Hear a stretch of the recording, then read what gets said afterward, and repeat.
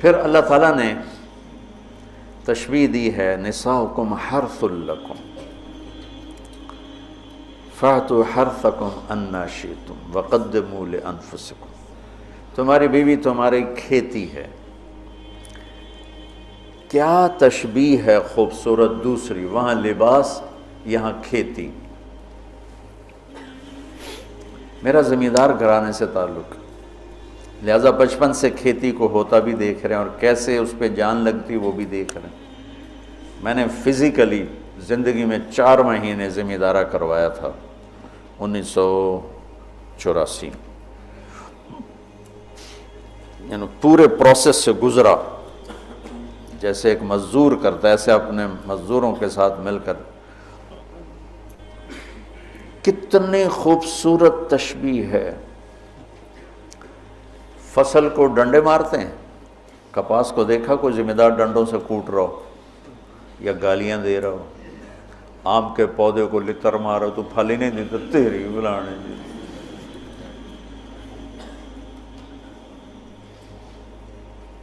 کنو پہ پھل نہیں لگا تو ڈنڈا اٹھا کے چلا رہا ہو۔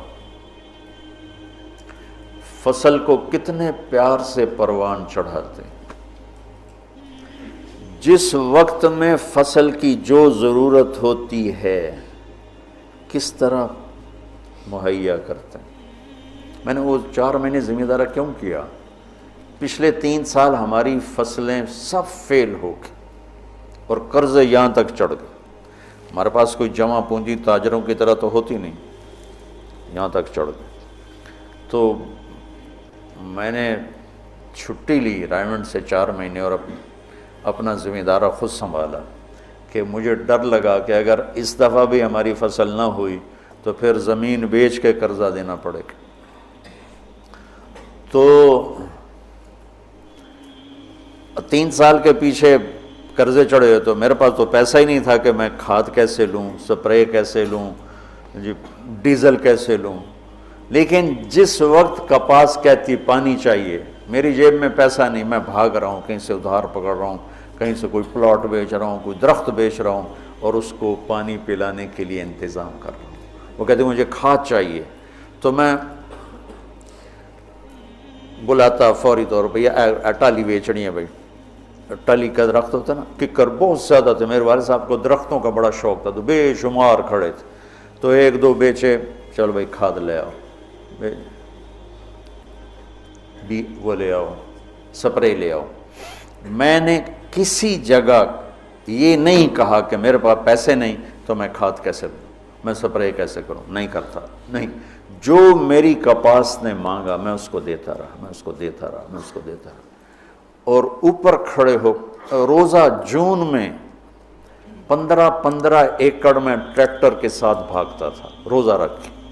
اب تو سردرد نے مجھے گرا کے رکھ دیا ہے۔ 15 ایکڑ جون میں میں ٹریکٹر کے پیچھے بھاگ رہا ہوتا تھا۔ وہ گوڈی کر رہا ہے تو کہیں کوئی پودا نہ اکھڑ جائے، وہ بیج گرا رہا ہے تو کہیں کوئی بیج وہ کہیں پھنس نہ جائے اور وہ زمین خالی رہ جائے۔ جتنی ایک کھیتی کی محنت ہے، اس کا 100واں حصہ بیوی کے ساتھ اخلاق بنا لو تو آپ کی فصل برابر ہو جائے۔ نساؤکم حرث لکم، اگر درخت نے پھل نہیں دیا تو میں کٹواتا نہیں ہوں، میں اس کا علاج کرتا ہوں، میں اس کا مرض ڈھونڈتا ہوں۔ پچھلے سال ایک آم کا پودا پھل نہیں دے رہا تھا، تو مجھے تو اب اتنی سمجھ نہیں، تو میں نے اپنے دوست کو بلایا، میں نے کہا یار ذرا اس کو دیکھو، اس کو کیا مسئلہ ہے، یہ پھل نہیں دے رہا ہے۔ تو اس نے اس کا علاج بتایا کہ اس کا یہ کریں، یہ کریں، یہ کریں۔ تو پھل نہیں دیتی تو میں پریشان ہوتا ہوں اور میں اس کی خدمت کرتا ہوں، خدمت بڑھاتا ہوں۔ اب اس کو آپ رشتوں پہ اس رشتے پر فٹ کرتے جاؤ کہ بھائی تمہاری بیوی بہت بدتمیز ہے، تو سمجھو درخت ہے، پھل کوئی نہیں۔ تو اب وہ پانی مانگے تم پانی دو، وہ محبت مانگے تم محبت دو، وہ روٹی مانگے تم روٹی دو، وہ لباس مانگے تم لباس دو۔ چونکہ محبت ایک اتنا بڑا جادو ہے کہ ساری دنیا کے جادوؤں کا توڑ موجود ہے، محبت کے جادو کا توڑ کوئی نہیں۔ بادن ہوا کا صبرت ام لم تصبرا وبکاک ان لم یجر دمعک او جرا امر الفؤاد لسانہ وجفونہ فکتمنہ وکفا بجسمک مخبرا۔ محبت کا جادو سر چڑھ کے بولتا ہے۔ پھر کوئی کھیتی ایسی نہیں جس میں گندی جھاڑیاں نہ پیدا ہوتی، دنیا بھر میں پھر کے دیکھ لیا ہے، بڑے بڑے فارم دیکھ لی، کوئی کھیتی ایسی نہیں ہے جس میں گندی جھاڑی نہ پیدا ہوتی ہو، کوئی خامند بیوی کا رشتہ ایسا نہیں ہے جس میں اونچ نیچ نہ ہوتی ہو۔ ہم فصل کو بچاتے ہیں اور گندی جھاڑیوں کو نکالتے ہیں، اور گندی جھاڑیاں خود پیدا ہوتی ہیں اور فصل کو پیدا کرنا پڑتا ہے۔ بد اخلاقی خود آئے گی، اخلاق کو بنانا پڑے گا، غصہ خود آئے گا، ضبط کو بنانا پڑے گا، زبان تیز خود ہوگی، اسے ٹھنڈا کرنا پڑے گا، طبیعت میں نفرت پیدا ہوگی، اسے محبت میں بدل۔ یہ سب گندی جھاڑیاں ہیں۔ خامند اور بیوی کھیتی سے تشبیہ ہے تو زمین کیا ہے؟ دل ہے، اور گندی جھاڑیاں کیا ہیں؟ تانے، بولیاں، نفرت، غصے، مار پٹائی، کبھی خامند کی طرف سے، کبھی لڑکی والوں کی طرف سے، کبھی لڑکے والوں کی طرف سے، کبھی سسرال کی طرف سے، کبھی ساس سسر کی طرف سے، کبھی بھائی بہنوں کی طرف سے۔ ایک بچہ بتا رہا تھا کہ میرا باپ میری ماں کو مارتا تو میرے چاچا بھی آ کے مارنا شروع کر دیتے، جن کنبختوں کا اس کے ساتھ کوئی رشتہ ہی کوئی نہیں، کہ وہ میری ماں کو مارتا میرا باپ تو میرے چاچا بھی آ کے ساتھ ہی اپنے بھائی کے میری ماں کو مارنا شروع کر دیتے تھے۔ یہیں کی کہانی سنا رہا۔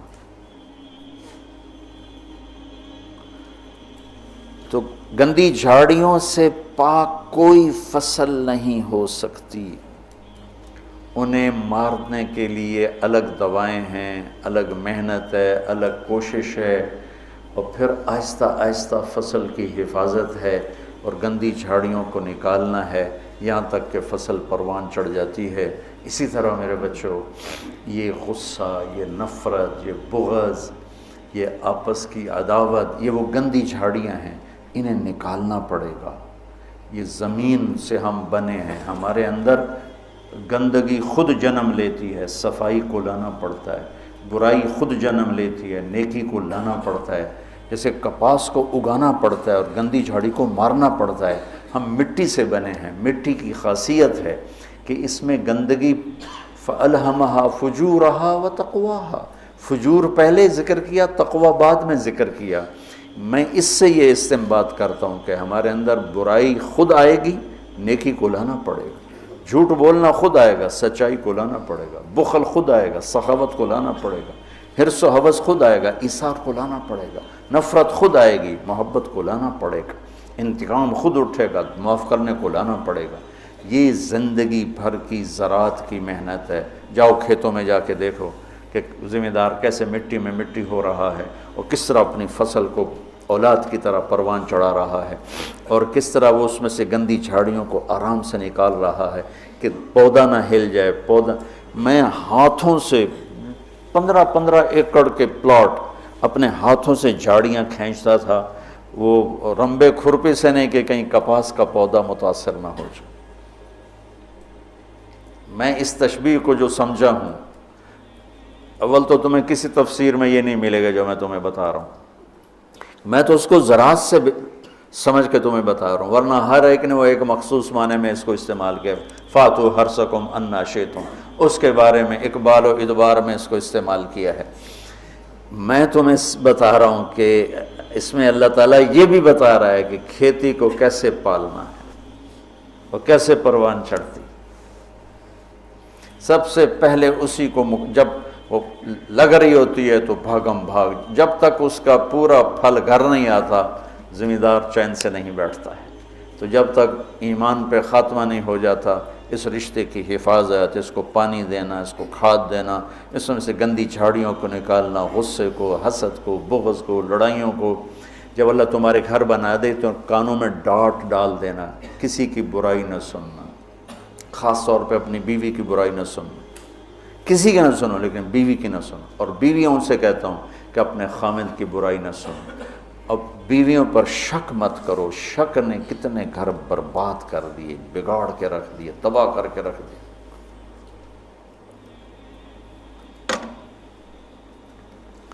اعتماد کرو۔ نکاح کا ایک مطلب ہے عورت پر مرد کا اعتماد کرنا۔ اب یہ موبائل کا زمانہ ہے، بیویاں خامدوں کو موبائل ڈھونڈ رہی ہوتی ہیں اور خامد بیویوں کو موبائل ڈھونڈ رہے ہوتے ہیں کہ کتھے میسج کیتا، کتھوں میسج آیا۔ یہ ایسی بدتمیزی، بد اخلاقی، یہ زندگی کے ماتھے پر بہت گندا بدنما داغ ہے۔ میں قربان جاؤں اپنے نبی کی سن، جو حضرت عائشہ پہ تہمت لگی کوئی ایسے نہیں لگی، بہت بڑی حکمتیں تھی پیچھے، اور سارا ماحول متاثر ہو چکا ہے، وحی بند ہے، اور میرے نبی کہہ رہے ہیں عائشہ کوئی غلطی ہوئی ہے تو توبہ کرو، اللہ معاف کر دے گا۔ ذرا اپنے آپ کو یہاں خود اپنے آپ کو بٹھا کے سوچو۔ میں قربان جاؤں، کیا ظرف ہے میرے نبی کا، عائشہ کوئی غلطی ہوئی ہے تو توبہ کر، اللہ معاف کر دے گا۔ یہ نہیں کہ غلطی بتا میں تمہیں ابھی طلاق دیتا ہوں، ابھی تیرا سر اتارتا ہوں۔ کتنی بچیاں شک کی بنیاد پہ ذبح کر دی، لڑکے شادیاں کر کے زنا کرتے ہیں، اور بچی سے پر شک پڑ جائے تو اسے جان سے مار دیتے۔ لڑکا گناہ کرے، لڑکی کرے، دونوں ہی بشر ہیں، دونوں ہی انسان ہیں، اس سے بھی خطا ہو سکتی، اس سے بھی ہو سکتی۔ بیٹی سے خطا ہو جائے تو غیرت پہ زد پڑ گئی لہذا اسے ذبح کر دو، اور بیٹا شادیاں کر کے بھی منہ کالے کرتا رہے تو کوئی نہیں جی چھوڑ چکر نہیں۔ یہ میرے ماحول کے آگ ہے جو بھڑک رہی ہے، کسی سے بھی خطا ہو سکتی، بشر ہے، یہ بھی بشر ہے، یہ بھی بشر۔ اور میرے نبی میں قربان جاؤں، واہ یا رسول اللہ، واہ یا رسول اللہ، واہ یا رسول اللہ۔ عائشہ اگر کوئی کمی ہوئی ہے تو توبہ کر لے، اللہ معاف کر دے گا۔ اللہ اکبر، سوچو تو صحیح، اس سے زیادہ کوئی عورت کو کون عزت دے گا؟ کیا آپ نے ان کو ایک بشر سمجھ کے کہا، ہوئی ہے کوئی کمی تو توبہ کر، اللہ معاف کر دے، نہیں ہوئی تو اللہ تیری شان میں کچھ نہ کچھ ضرور تیری صفائی دے گا۔ اسی وقت پھر اللہ نے جبریل کو اتارا۔ کشاف والے کیا ہیں، جار اللہ، وہ کہتے ہیں کہ پورے قرآن میں اللہ اتنا غضبناک ہو کے نہیں بولا جتنا ان 11 آیات میں غضبناک ہو کے بولا ہے۔ اتنا کفر کے خلاف بھی اللہ غصے میں نہیں بولا جتنا ان میں بولا ہے۔ اب شیخ رمضی جیسے ڈھونڈیں کہ وہ غصے والا اظہار کیا ہے، میں نے تو خالی پڑھا ہے، تو میں نے اس کو ڈھونڈنے کی کوشش بھی کی کہ بھئی وہ کیا چیز ہے جو یہاں ہے اور کفار کے، فرعون کے لیے بھی نہیں، حامان شداد کے لیے بھی نہیں، جو تہمت لگانے والوں کے خلاف اللہ تعالیٰ نے غیظ و غضب کے ساتھ بات کی۔ تمہاری اس سے زیادہ میں گھر کی مثال اور تمہیں کیا پیش کروں؟ عائشہ اگر کوئی ہوا ہے تو توبہ کر لے، اللہ معاف کر دے۔ سبحان اللہ۔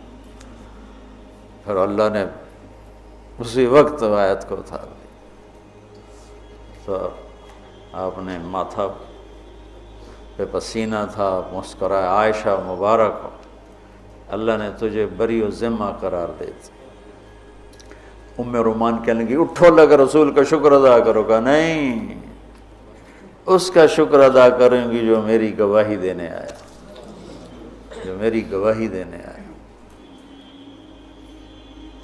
تو یہ گھر کی زندگی کے وہ مسائل ہیں بچوں جس میں پوری امت اس وقت مبتلا ہے، خاص طور پر میرا ملک بر صغیر۔ میں چاہتا ہوں تم سیرت مبارکہ سے اثر لو، اللہ کے واسطے قرآن سے جڑو، سیرت سے جڑو۔ میرے نبی نے کیا کیا؟ ہم صرف بزرگوں پہ اٹک جاتے ہیں، اکابر پہ اٹک جاتے ہیں، آگے نہیں جاتے ہیں۔ ہمارے اکابر ہمارا سرمایہ ہیں، ہمارے لیے عالم الہدا ہیں، روشنی کے مینار ہیں، ان سے استفادہ کے بغیر ہم جاہل ہیں، لیکن وہ بھی ہماری طرح انسان ہیں۔ نمونہ بننے کے لیے صرف میرے نبی کی ذات ہے، صرف میرے نبی کی ذات ہے، صرف میرے نبی کی ذات ہے۔ سیرت سے جوڑو، قرآن سے جوڑو۔ پہلا نمبر قرآن ہے، دوسرا نمبر حدیث ہے، تیسرا نمبر فقہ ہے۔ ہم نے الٹا کر دیا، پہلے نمبر پہ فقہ کو لے گئے، دوسرے نمبر پر حدیث بھی فقہی انداز میں، اور قرآن تو جلالین پڑھ کے چھٹی ہو گئی، چلو۔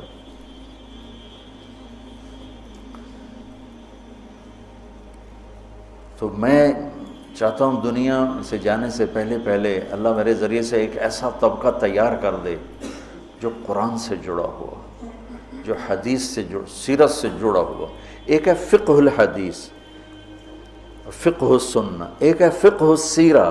میں یہ چاہتا ہوں، فقہ السیرہ چاہتا ہوں۔ فقہ السنہ پہ تو بہت کام ہو چکا ہے، بخاری، مسلم، نسائی، ابو داؤد، یہ سب فقہ السنہ ہے۔ فقہ السیرہ کہ میرے نبی کی زندگی سے مجھے کیا روشنی ملتی ہے، وہ چاہتا ہوں۔ اللہ تعالیٰ مجھے بھی دے دے، اللہ آپ کو بھی دے دے۔ اللہم لک الحمد کما انت اہلہ، وصلی علی محمد کما انت اہلہ، وافعل بنا ما انت اہلہ، انک اہل التقوی و اہل المغفرہ۔